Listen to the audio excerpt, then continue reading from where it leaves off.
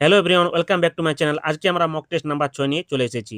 এই সিরিজে আমরা প্রতিদিন মোট 40টি গুরুত্বপূর্ণ প্রশ্ন প্র্যাকটিস করছি, যেখানে থাকছে মোস্ট 20টি important GK plus SSC GD 2025-এর 20টি প্রিভিয়াস ইয়ার জিকে কোশ্চেন। তাই ভিডিওটা স্কিপ না করে শেষ পর্যন্ত দেখো। চলো শুরু করি আজকের ক্লাস। প্রথম প্রশ্ন হচ্ছে, প্রধানমন্ত্রী নরেন্দ্র মোদী চন্দ্রযান 3 এর ল্যান্ডার যেখানে অবতরণ করেছে সেই স্থানটির নাম কি রেখেছেন? প্রধানমন্ত্রী নরেন্দ্র মোদী চন্দ্রযান 3 এর ল্যান্ডার যেখানে অবতরণ করেছে সেই স্থানটির নাম কি রেখেছেন? এর সঠিক অ্যান্সার হচ্ছে অপশন বি, শিবশক্তি পয়েন্ট। 23শে আগস্ট 2023-এ চন্দ্রযান 3 এর ল্যান্ডার বিক্রম চাঁদের দক্ষিণ মেরুতে যেখানে সফলভাবে অবতরণ করেছিল প্রধানমন্ত্রী নরেন্দ্র মোদী, সেই স্থানটির নাম রেখেছেন শিবশক্তি পয়েন্ট। আর মনে রাখবে, 2019 সালে চন্দ্রযান 2 যেখানে ক্র্যাশ ল্যান্ডিং করেছিল সেই জায়গাটির নাম রাখা হয়েছে তিরঙ্গা পয়েন্ট।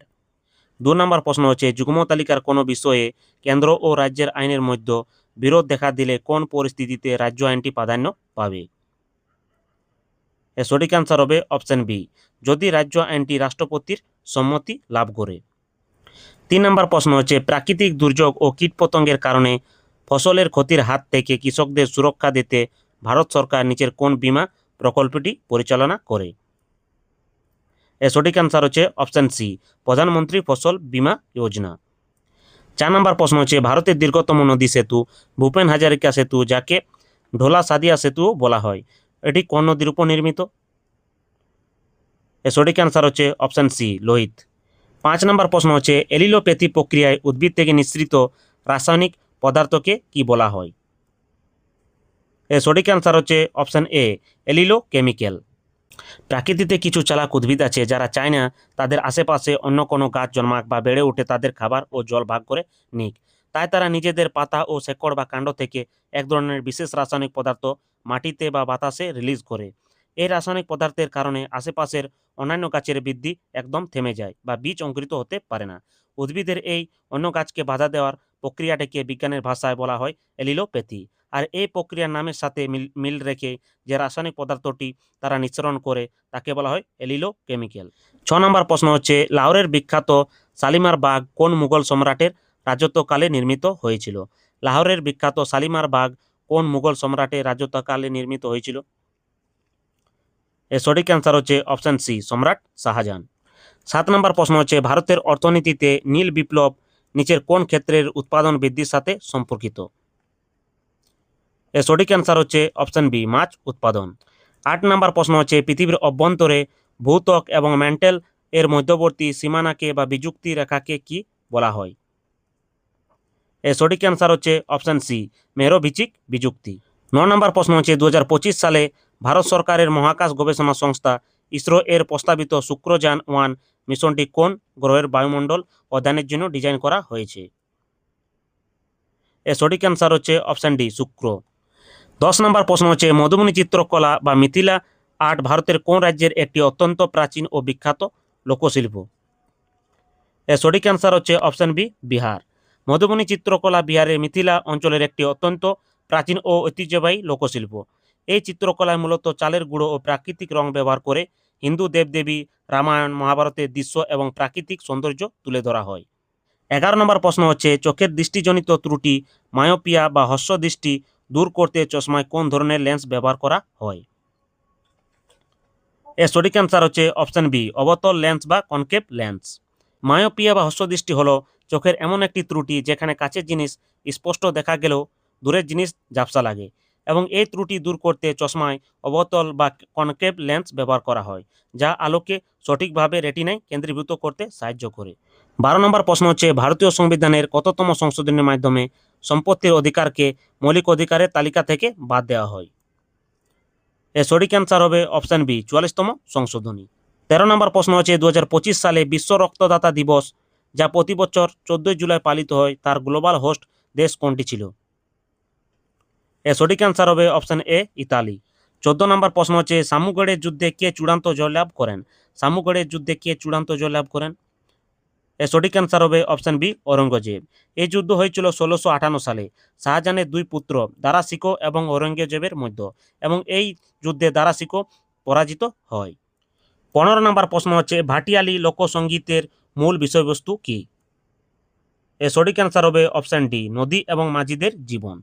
ভাটি মানে হলো নদীর স্রোতের দিক। মাঝিরা যখন নদীতে স্রোতের দিকে পাল তুলে যেত তখন তারা অবসর সময়ে নিজেদের জীবন সুখ দুঃখ নিয়ে যে গান গাইতো সেটাই ভাটিয়ালি। তাই এর মূল বিষয় নদী আর মাঝি। 16 নম্বর প্রশ্ন হচ্ছে, ভারতের শেয়ার বাজারকে নিয়ন্ত্রণ করার জন্য সেবি কত সালে বিধিবদ্ধ বা সংবিধিবদ্ধ সংস্থা হিসেবে আইনি স্বীকৃতি পায়? এর সঠিক অ্যান্সার হবে অপশান সি, 1992। 17 নম্বর প্রশ্ন হচ্ছে, লেজিম কোন রাজ্যের লোকনৃত্য? লেজিম কোন রাজ্যের লোকনৃত্য? এর সঠিক অ্যান্সার হবে অপশান এ, মহারাষ্ট্র। 18 নম্বর প্রশ্ন হচ্ছে, 2025 সালে মহিলাদের FIH বিশ্বকাপ কোন দুটি দেশের যৌথ আয়োজনে অনুষ্ঠিত হয়েছে? এর সঠিক অ্যান্সার হবে অপশান সি, নেদারল্যান্ডস ও বেলজিয়াম। 19 নম্বর প্রশ্ন হচ্ছে, বাইলাডিলা খনি থেকে মূলত কোন খনিজ পদার্থ উত্তোলন করা হয়? এর সঠিক অ্যান্সার হচ্ছে অপশান সি, লৌহ আকরিক। ছত্তিশগড় রাজ্যের বাস্তার জেলায় অবস্থিত বাইলাডিলা খনিটি উচ্চমানের লৌহ আকরিক উত্তোলনের জন্য সারা ভারত বিখ্যাত। 20 নম্বর প্রশ্ন হচ্ছে, যুব অলিম্পিকে ভারতের হয়ে প্রথম স্বর্ণপদক কে জিতেছিলেন? এর সঠিক অ্যান্সার হবে অপশান বি, জেরেমি লাল রিঙ্গুনা। তাহলে এই 20টি প্রশ্ন শেষ। এবার আমরা করব SSC GD previous year questions. তার আগে বলি, ভিডিওটি ভালো লাগলে একটি লাইক করে দাও। আমরা মক টেস্ট 5-এ SSC GD 2025-এর অফিসিয়াল পেপারের প্রথম দিনে যে প্রথম শিফটে পরীক্ষাটা হয়েছিল সেই 20টি প্রশ্ন আমরা সেখানে আলোচনা করেছি। আজ আমরা আলোচনা করব প্রথম দিনের দ্বিতীয় শিফটের প্রশ্নগুলো নিয়ে। প্রথম প্রশ্ন হচ্ছে, জুডো গ্রেডের সাথে নিম্নলিখিত কোন রঙটি যুক্ত নয়? জুডো খেলার সাথে নিম্নলিখিত কোন রঙটি যুক্ত নয়? এর সঠিক অ্যান্সার হবে অপশান সি, গোলাপি। জুডো খেলাতে বেল্টের রঙের মাধ্যমে খেলোয়াড়ের দক্ষতা বা র্যাঙ্ক বোঝানো হয়, যাকে ওবি বলা হয়, এবং সাধারণত জুডো খেলায় সাদা, হলুদ, অরেঞ্জ, সবুজ, নীল, বাদামি, কালো এবং লাল রঙের বেল্ট ব্যবহার করা হয়। এর মাধ্যমে গোলাপি রঙের কোনো বেল্ট বা গ্রেড জুডোতে নেই। 2 নম্বর প্রশ্ন হচ্ছে, পঞ্চবার্ষিকী পরিকল্পনার নিম্নলিখিত লক্ষ্যগুলির মধ্যে কোনটি সরাসরি মানুষের সাথে সম্পর্কিত? এর সঠিক অ্যান্সার হবে অপশান সি, সমতা। 3 নম্বর প্রশ্ন হচ্ছে, প্রথম পঞ্চবার্ষিকী পরিকল্পনার মূল লক্ষ্য কী ছিল? প্রথম পঞ্চবার্ষিকী পরিকল্পনার মূল লক্ষ্য কী ছিল? সঠিক অ্যান্সার হবে কৃষি উন্নয়ন। 4 নম্বর প্রশ্ন হচ্ছে, পদ্মশ্রী পুরস্কার প্রাপ্ত শোভনা নারায়ণ কোন ভারতীয় শাস্ত্রীয় নৃত্যের সাথে যুক্ত? এর সঠিক অ্যান্সার হবে অপশান ডি, কত্থক। এবং কত্থক কোথাকার শাস্ত্রীয় নৃত্য? উত্তরপ্রদেশের। 5 নম্বর প্রশ্ন হচ্ছে, নিম্নলিখিত বেদগুলির মধ্যে কোনটি মূলত মন্দ আত্মা ও রোগ দূর করার জন্য জাদুমন্ত্র এবং মন্ত্রের সংগ্রহ? এর সঠিক অ্যান্সার হবে অপশান সি, অথর্ববেদ। 6 নম্বর প্রশ্ন হচ্ছে, পোশাক শিল্পে কাপড় সাদা করার জন্য কোন রাসায়নিক ব্যবহার করা হয়? এর সঠিক অ্যান্সার হবে অপশান বি, ক্যালসিয়াম অক্সিক্লোরাইড, যা সাধারণ ভাষায় ব্লিচিং পাউডার নামে পরিচিত। 7 নম্বর প্রশ্ন হচ্ছে, কোন পঞ্চবার্ষিক পরিকল্পনা প্রথম তার মেয়াদ পূরণের আগে শেষ হয়েছিল এবং কেন? এর সঠিক অ্যান্সার হবে অপশান সি, পঞ্চম পরিকল্পনা, কারণ সরকার পরিবর্তনের কারণে। পঞ্চম পঞ্চবার্ষিকী পরিকল্পনার সময়কাল ছিল 1974 থেকে 1979 সাল পর্যন্ত, কিন্তু 1978 সালে মোরারজি দেশাই ক্ষমতায় আসার পর তারা 1 বছর আগে এই পরিকল্পনা বাতিল করে দেয় এবং রোলিং প্ল্যান চালু করে। 8 নম্বর প্রশ্ন হচ্ছে, নীলগিরি হল ভারতের অন্যতম প্রাচীন পর্বতশ্রেণী, যা কোন 3টি রাজ্যের ত্রিসংযোগে অবস্থিত? এর সঠিক অ্যান্সার হবে অপশান ডি, তামিলনাড়ু, কেরালা ও কর্ণাটক। পশ্চিমঘাট পর্বতমালার একটি গুরুত্বপূর্ণ অংশ হল নীলগিরি পর্বতমালা। এটি দক্ষিণ ভারতের তামিলনাড়ু, কেরালা এবং কর্ণাটক এই 3টি রাজ্যের সীমান্তে অবস্থিত, যার সর্বোচ্চ শৃঙ্গ হল দোদাবেতা। 9 নম্বর প্রশ্ন হচ্ছে, 1947 সালে ভারত যখন স্বাধীনতা লাভ করে তখন ব্রিটিশ প্রধানমন্ত্রী কে ছিলেন? এর সঠিক অ্যান্সার হবে অপশান সি, ক্লিমেন্ট এটলি। 10 নম্বর প্রশ্ন হচ্ছে, কলিঙ্গ মহোৎসব উৎসবটি কোন রাজ্যে পালিত হয়? এর সঠিক অ্যান্সার হবে অপশান এ, ওড়িশা। কলিঙ্গ মহোৎসব হলো একটি জাতীয় স্তরের মার্শাল ডান্স ফেস্টিভ্যাল, যা ওড়িশায় পালিত হয়। বিখ্যাত কলিঙ্গ যুদ্ধের ভয়াবহতা এবং তারপর শান্তির বার্তাকে স্মরণ করতে এই উৎসবের আয়োজন করা হয়। 11 নম্বর প্রশ্ন হচ্ছে, রাসায়নিক মৌল লরেন্সিয়াম, যাকে অ্যাক্টিনাইড সারির শেষ সদস্য হিসেবে বিবেচনা করা হয়, তার পারমাণবিক সংখ্যা কত? এর সঠিক অ্যান্সার হবে অপশান বি, 103। 12 নম্বর প্রশ্ন হচ্ছে, ভারতীয় প্যারা অ্যাথলেট পারুল পারমার কোন খেলার সাথে যুক্ত? ভারতীয় প্যারা অ্যাথলেট পারুল পারমার কোন খেলার সাথে যুক্ত? এর সঠিক অ্যান্সার হবে অপশান এ, ব্যাডমিন্টন। 13 নম্বর প্রশ্ন হচ্ছে, বাংলাদেশের সংবিধান অনুযায়ী নিম্নলিখিতগুলির মধ্যে কোনটি বাংলাদেশের রাষ্ট্রধর্ম? এর সঠিক অ্যান্সার হবে অপশান সি ইসলাম। 14 নম্বর প্রশ্ন হচ্ছে নিম্নলিখিতদের মধ্যে কার একটি রাজ্যের বিধানসভা ভেঙে দেওয়ার ক্ষমতা আছে? এর সঠিক অ্যান্সার হবে রাজ্যের রাজ্যপাল। ভারতীয় সংবিধানের 174 নম্বর অনুচ্ছেদ অনুযায়ী কোনো রাজ্যের রাজ্যপালের হাতে সেই রাজ্যের বিধানসভার অধিবেশন ডাকা, স্থগিত রাখা এবং বিধানসভা ভেঙে দেওয়ার সাংবিধানিক ক্ষমতা রয়েছে। 15 নম্বর প্রশ্ন হচ্ছে নিম্নলিখিতদের মধ্যে কে হিন্দি সুরে রক অ্যান্ড রোল নিয়ে আসা প্রথম সঙ্গীত পরিচালক ছিলেন? এর সঠিক অ্যান্সার হবে অপশান ডি রাহুল দেব বর্মন, যিনি পঞ্চম দা নামে পরিচিত। 16 নম্বর প্রশ্ন হচ্ছে নিম্নলিখিত অধিকারগুলির মধ্যে কোনটি জীবন ও ব্যক্তিগত স্বাধীনতার অধিকারের একটি উপাদান হিসেবে বিবেচিত হয়? এর সঠিক অ্যান্সার হবে অপশান বি গোপনীয়তার অধিকার। 17 নম্বর প্রশ্ন হচ্ছে রানী মাচাইয়া একজন উন্মাদ লোক নৃত্যশিল্পী যিনি কলা ক্ষেত্রে 2023 সালে পদ্মশ্রী পেয়েছেন, তিনি কোন রাজ্যের?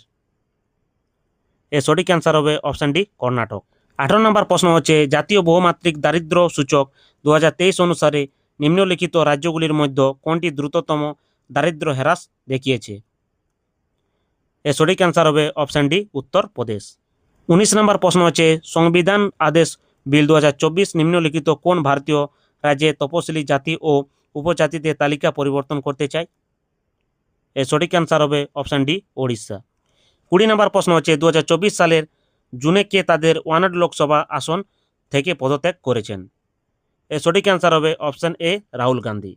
2024 সালের লোকসভা নির্বাচনে রাহুল গান্ধী কেরালা রাজ্যের ওয়ানাড এবং উত্তরপ্রদেশের রায়বেলি উভয় আসন থেকে জয়লাভ করেছিলেন।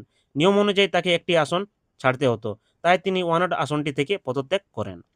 আজকের মক টেস্টে তোমার স্কোর কত হলো কমেন্টে অবশ্যই জানাও, আর যারা এখনও সাবস্ক্রাইব করনি তারা সাবস্ক্রাইব করে রাখো, কারণ এই সিরিজ তোমার সিলেকশনে হেল্প করবে। See you in next mock test.